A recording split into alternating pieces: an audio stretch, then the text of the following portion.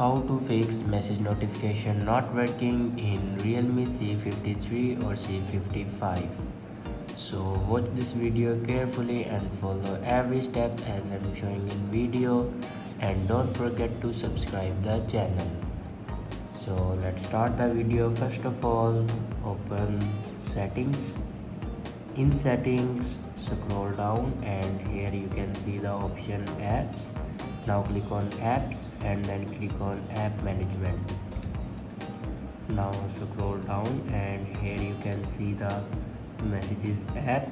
Now click on messages app and then click on force stop. Now here you can force stop your messages app. After force stop the app, then go back to the main page of your settings and click on sounds and vibration. Now click on do not disturb and here you can check your do not disturb. If you turn on your do not disturb, then turn it off.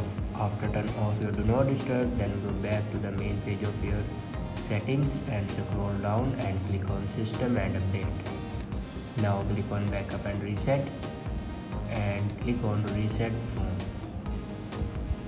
Now here you can see the option reset all settings. Now click on it and here enter your password to reset your all settings. After reset all the settings, your problem will be fixed. I hope this video is helpful for you. Thanks for watching.